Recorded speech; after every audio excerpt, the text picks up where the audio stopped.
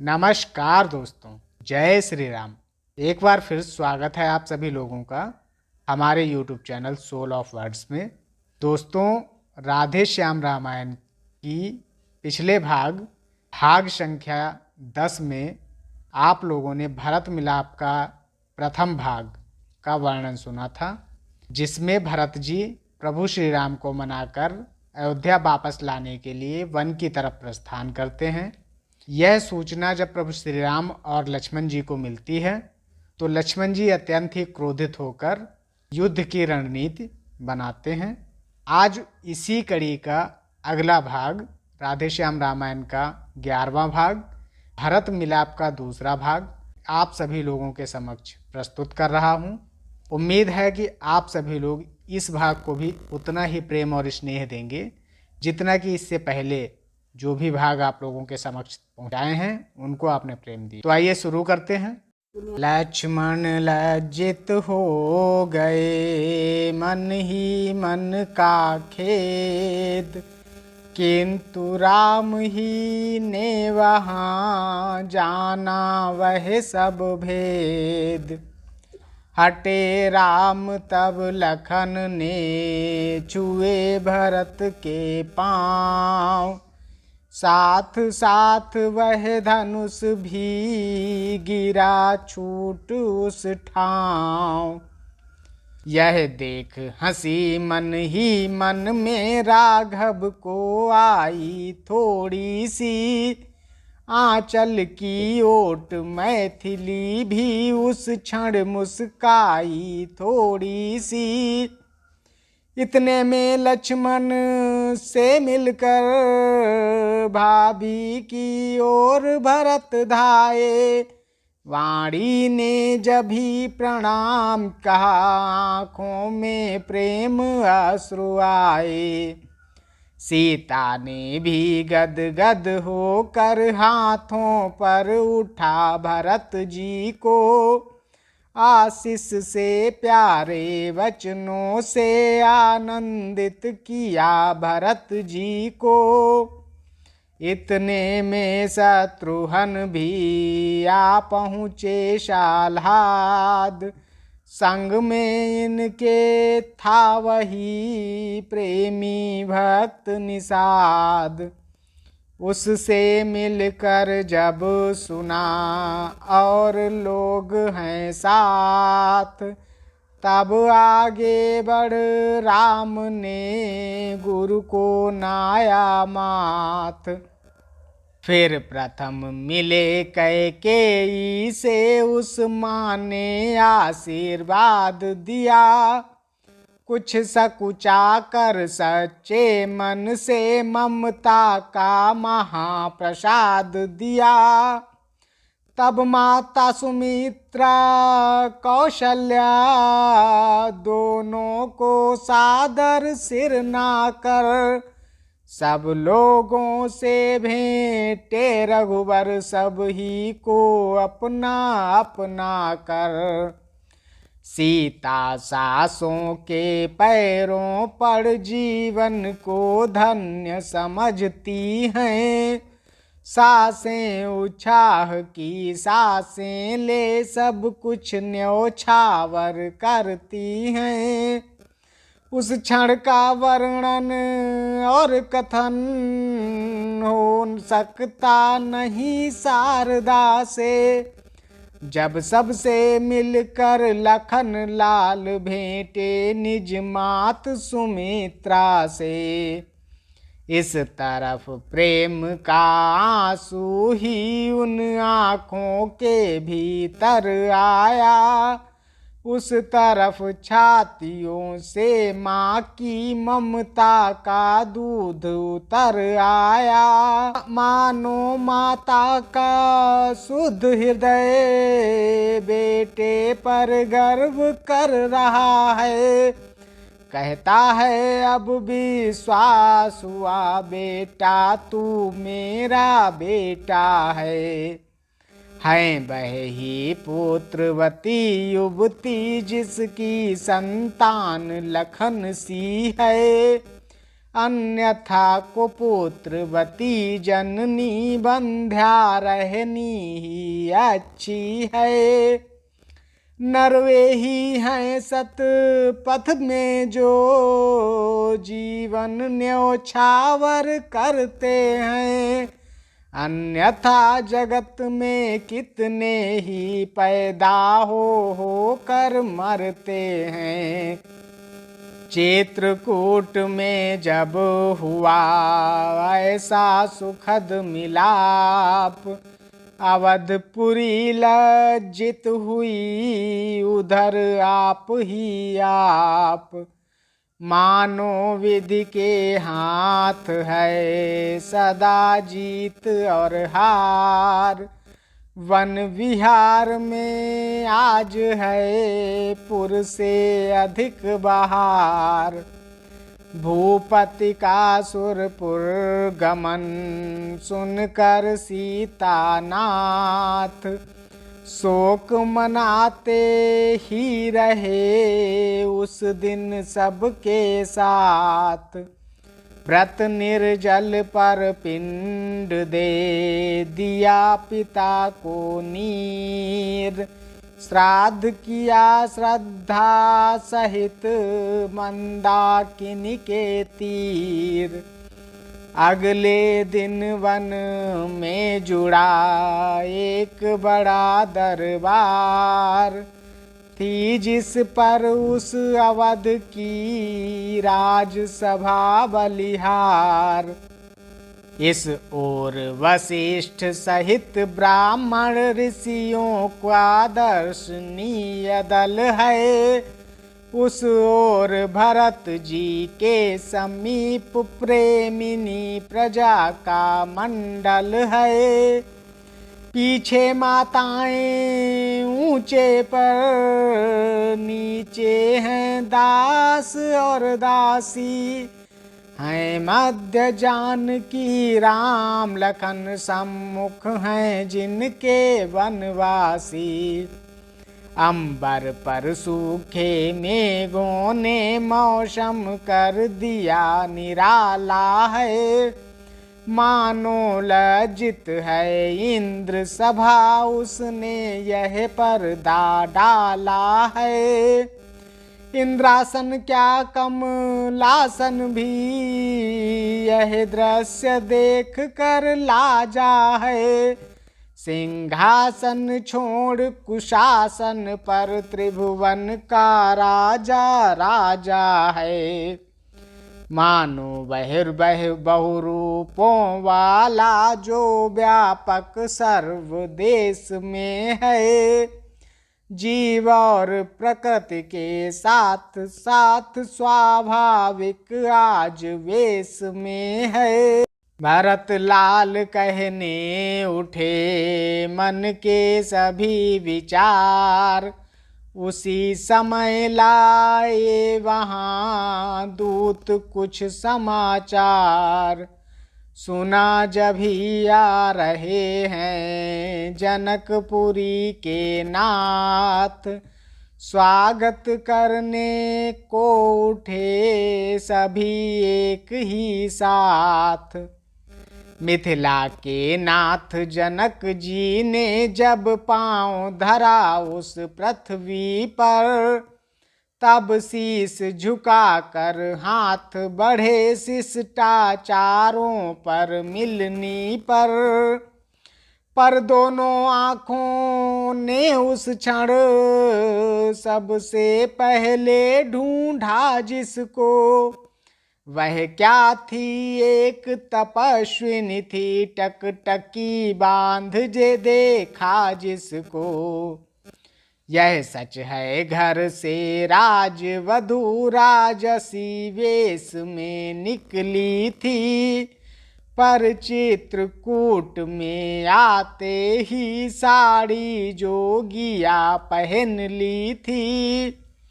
बस उसी जानकी जोगिन को जिस समय जनक जी ने देखा, या आँखों की पुतली को जब आँखों की पुतली ने देखा।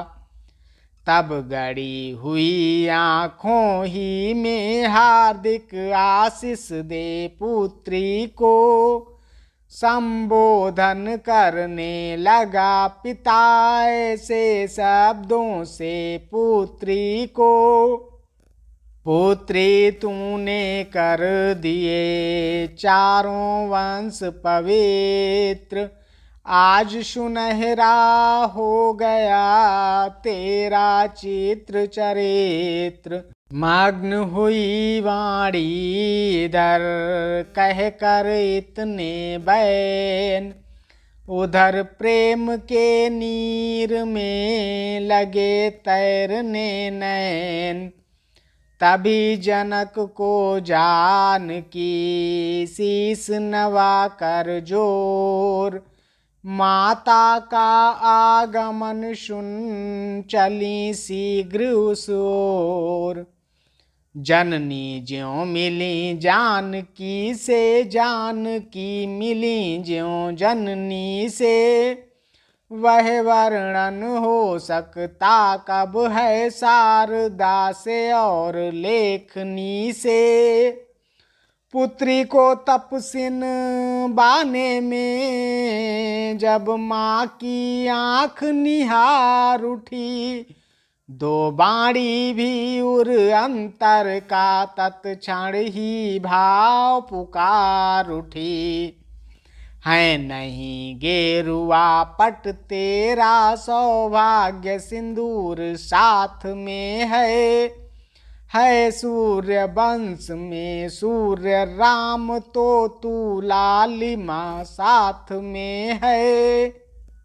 हे बड़भागिनी बेटी तुझसे बड़भागिनी तेरा माता है, उत्तम संतान एक हो तो सारा कुल धन्य कहता है। उधर जनक को जिस समय प्रभु ने किया प्रणाम, बोल उठे राजर्षि वे धन्य तुम्हें सुखदाम। तुमने इस जग में लीलाधर लीला यह नहीं रचाई है, जग के संपूर्ण मानवों को मानवता खूब सिखाई है। तुम अब सच्चे हो महाराज, तुम सब सच्चे राजेश्वर हो। इस वन में तुम खुल गए राम पुरुषोत्तम हो परमेश्वर हो। तुम पर इस रूप तुम्हारे पर सचमुच विदेह आसक्त हुआ। अब तक था नातेदार जनक, अब जनक तुम्हारा भक्त हुआ। यह जनक तुम्हारा जन है तो तुम आज जनार्दन हो इसके। भगवान आगे बढ़ हृदय लगो, तुम तो जीवन धन हो इसके। यह कह कर रघुवीर से लिपटे बढ़ा स्नेह, प्रभु से मिलकर आज फिर हुए विदेह विदेह। इस प्रकार जब हो गया सम्मेलन का काज, संगम मिथिला अवध का चित्रकूट में आज। तब फिर पहले की तरह जुड़ा राम दरबार, भरत विनय करने उठे गुरु आज्ञानुसार। शांत चित्त से सिर झुका कर नीचे को नैन, राजयति बनयति से बोला ऐसे बैन। हे रघुनंदन रघुकुल भूषण रघुपति रघुनायक रघुराई, छोटे आरत शरणागत को गहिए यह बाह बड़े भाई। माता से जो अन्याय हुआ उसका है पश्चाताप उन्हें। खाए जाता है दिन पर दिन वह पाप और संताप उन्हें। फल मिला पाप का आप उन्हें देखिए नांग हुआ काला। उस पाप कालिमा के कारण मुखड़े का रंग हुआ काला। अब उनके जन्म सुधारने का साधन यदि कुछ हो सकता है तो यही कि श्री करुणा निधि का करुणा जल मल धो सकता है। जो ज्येष्ठ अवध के राजा हैं वे चलें अवध का राज करें। शत्रुघ्न सहित हम दो भाई वन में रहने का काज करें। पर यह अनर्थ पर है अनर्थ बेमौत अयोध्या मरती है। करनी है राजा रानी की फल उसका प्रजा भोगती है। जैसे भी हो लौटिए अवध है इतनी टेर भिखारी की। ठाकुर जी के मंदिर तक ही होती है दौड़ पुजारी की। इतना कहे गद गद हुए कैकेयी के लाल। धन्य धन्य ध्वनि से सभा गूंज उठी तत्काल। माताओं गुरुजनों को तभी नवा कर माथ। उत्तर देने को उठे रघुराई रघुनाथ। बोले मेरे अनुज का है प्यारा प्रस्ताव। शब्द शब्द में भरा है प्रेम प्रीति का भाव। माता की ओर भावना जो इनकी है अति ही प्यारी है। पर इनसे भी कुछ बढ़ा चढ़ा उनका यह राम पुजारी है। उसकी वन जाने की आज्ञा उन्नति का पथ दिखलाती है। संग्रह से त्याग बहुत ऊंचा यह महामंत्र सिखलाती है। हम क्षमा करें किसको माँ को माँ तो खुद निष्कलंकिनी है। अपने चारों ही पुत्रों को वह जगदम्बा जग जननी है। कोलाहल तत्क्षण हुआ है यह क्या है बात। रोते रोते हो गई मूर्छित मंझली मात। सीता दौड़ी साथ ही दौड़ पड़े रघुराय। चेतन करने के लिए किए अनेक उपाय। ज्यों त्यों कैकेयी जगी देखे सम्मुख राम। बोली छाती से लगो हे मेरे सुख धाम। मैं नहीं जानती थी तुमको तुम ऐसे हो तुम इतने हो। पासंग भी उसका मैं न राम गंभीर हृदय तुम जितने हो। कौशल्या तेरा राम नहीं यह तो मेरा ही बेटा है। मेरा यह धन है जीवन है मेरा यह प्राण कलेजा है। मंथरा राण की संगत से हा मैंने क्या उत्पात किया, अपने ही हाथों से अपने बेटे पर वज्राघात किया। हे दुनिया की बहनों सीखो, छों को मुंह न लगाना तुम। हे बहू बेटियों नीचों की संगति में फंस मत जाना तुम। घर में जो दुष्ट दासियां हैं वे स्वांग नित नए भरती हैं, बर्बाद घरों की बहुओं को नाना प्रकार से करती हैं। मुझ में कुछ भी हो घृणा तुम्हें तो फिर उससे यह सीखो तुम, दुष्टानुचरी सहचरी को घर में भी मत घुसने दो तुम।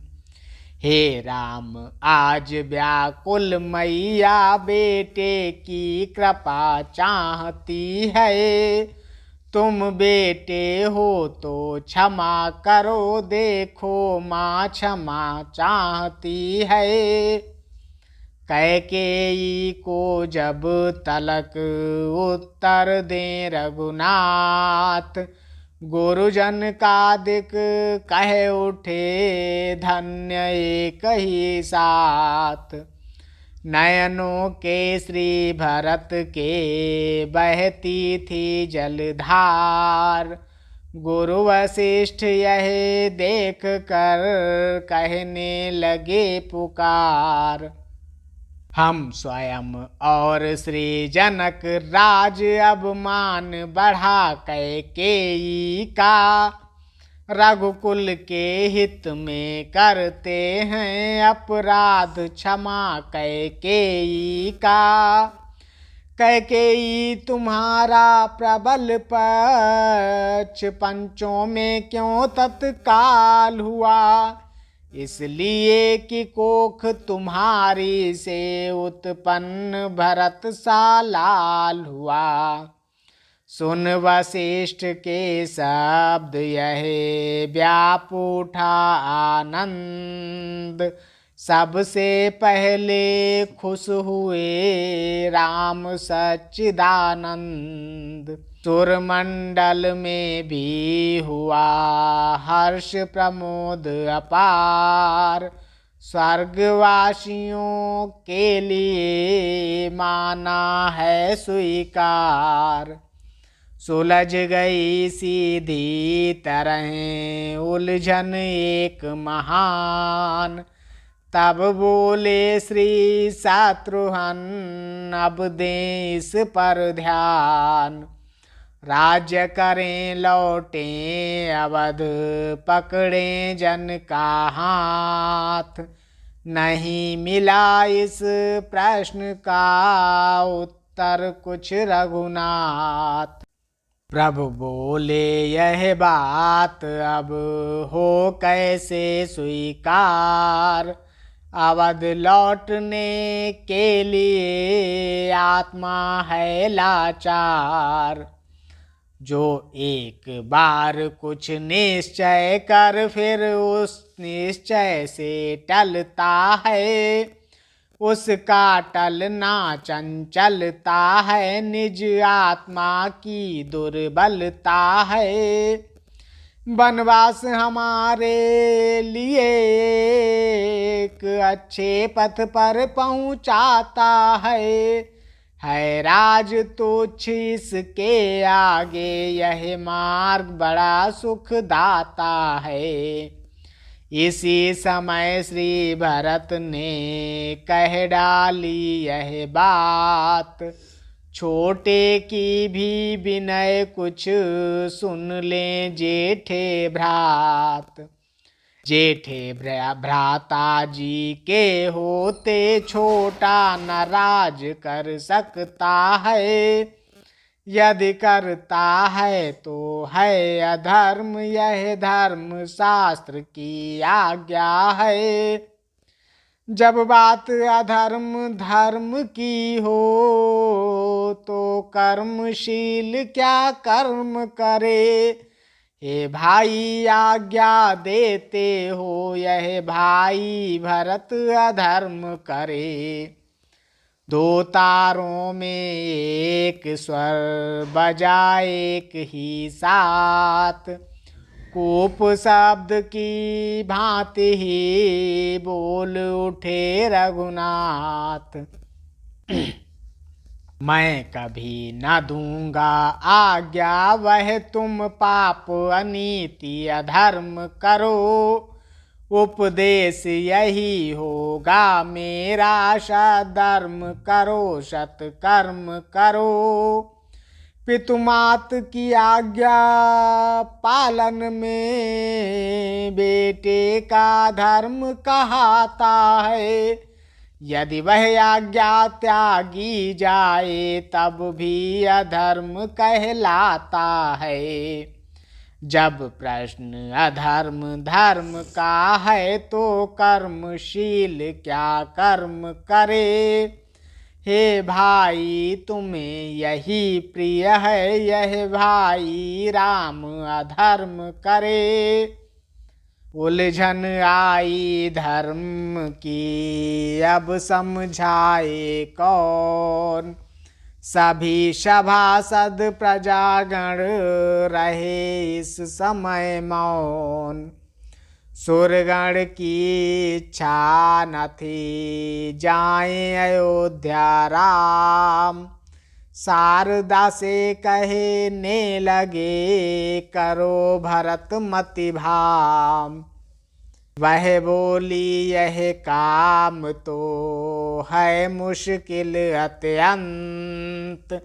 कहाँ बिचारी शारदा कहाँ भरत से संत।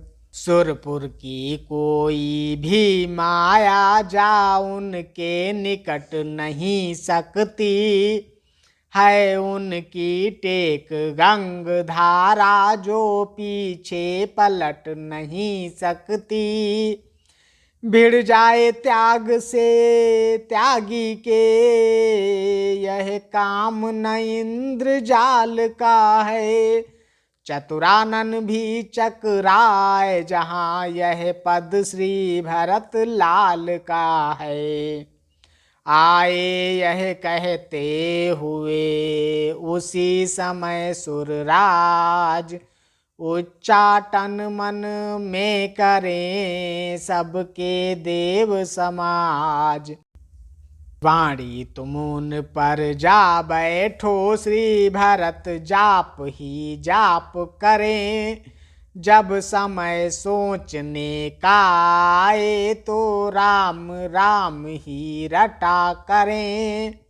असुरों का वध करने ही को रघुराई आए हैं वन में। बानक तो वही बनाना है जो है उन प्रभुवर के मन में। वही हुआ सुरगणों को था जैसा स्वीकार। राजसभा में चल पड़ा अब इस भांति विचार। कहा जनक ने आप क्या कहते हैं गुरुराज। रहे धर्म की बात भी और न बिगड़े काज। गुरु वशिष्ठ बोले तभी है बस एक प्रबंध। राक्षस साहो भरत का कौशल से संबंध। वे 14 वर्ष रहे वन में यह 14 वर्ष अयोध्या में। उनके प्यारे प्रतिनिधि होकर दे समय राज्य की रक्षा में। रखवाले बनकर सुनो भरत रखवाल संभाल करोगे तुम। रघुराई जब वन से लौटे तो राज्य उन्हें दे दोगे तुम। कहा शत्रुघ्न लाल ने तभी जोड़ कर हाथ, सिंहासन सूना रहे तब तक कैसे नाथ। गुरु बोले इस बात का है यह सुगम उपाय, पधराने को पादुका दें अपनी रघुराय। रघुवर ने जभी पादुका दी स्वीकार, भरत ने की सिर पर कुछ बल आया कुछ बोझ पड़ा, कुछ सेवाएं बैठी सिर पर। मानसिक जाप के जापक ने सिर झुका आ गया सिर पर ली, यह भाव और भी ऊंचा था झुक कर यह सेवा सिर पर ली। सब सभा धन्य उच्चार उठी भा गया विचार सभी को है, सुरपुर से सुमन बरसते हैं मानो स्वीकार सभी को है। जय सहित सभा जब भंग हुई तो कौशलवासी हर्षित थे, श्री राम भरत की जोड़ी को सब निरख निरख आनंदित थे। लाए थे अभिषेक को भरत तीर्थ जल साथ, भरत कूप निर्मित किया उससे अपने हाथ। चित्रकूट के तीर्थ पर पाकर प्रभु आदेश, विदा हुए सब के सहित पहुँचे अवध प्रदेश। शुभ दिन शुभ नक्षत्र में उत्सव रचा महान, सिंहासन पर पादुका पधराई संविधान। जनक विदा लेकर गए जनकपुरी सोत्साह, बार बार श्री भरत का चरित सराह सराह। यह सब होने पर हुए भरत उदास महान, होनी उतरी तो इन्हें आया पिछला ध्यान। सोचा मैंने क्या कर डाला क्यों नहीं साथ लाया उनको, वे तो जीवन धन थे फिर क्यों बन बीच छोड़ आया उनको। क्यों आया उनके बानों में क्यों माना उनकी बातों को, बिन रामचंद्र के किस प्रकार काटूंगा दुख की रातों को। पागल फिर चलो उस सेवा में फिर चरण पकड़ रघुनंदन के, बरियाई ले आओ उन्हें यहाँ दिन तभी फिरेंगे जीवन के। मनुआ फिर चित्रकूट को चल, वह तेरा ठाकुर द्वारा है कोटि तीर्थ बस उसी जगह जिस जगह प्राण का प्यारा है। देख दशा यह भरत की हुए वशिष्ठ उदास, तरह तरह उपदेश दे दूर किया कुछ त्रास। फिर भी यह निश्चित हुआ भरत न इसके योग, उनसे हो सकता नहीं राज काज सहयोग। वे कहते हैं यदि बड़ा भ्रात बन में रह रहा उदासी सा, तो छोटा घर में रहकर भी बन सकता है बनवासी सा। मेरा स्वामी आसन अपना भूतल पर वहाँ लगाएगा, तो दास भूमि के भी नीचे रहने की जगह बनाएगा। जिस जगह तपेगा तप में मन उस समय राम सम्मुख होगा, तब सुख होगा इस जीवन में जब उनसे ज्यादा दुख होगा।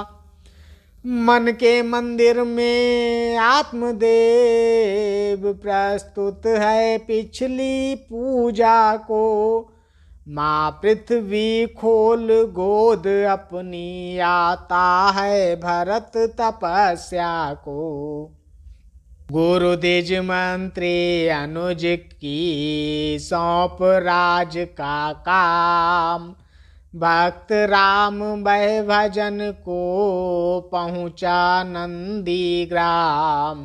एक मंत्र धारे एक ही सुमिरन आठों याम, राम नाम में रमा था इष्ट देव श्री राम।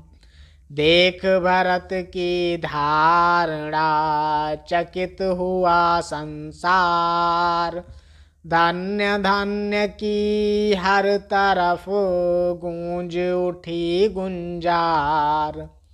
माँ की इच्छा से रघुवर ने नाता गद्दी से तोड़ा है, पर तुमने अपनी इच्छा से यह राजपाट सब छोड़ा है।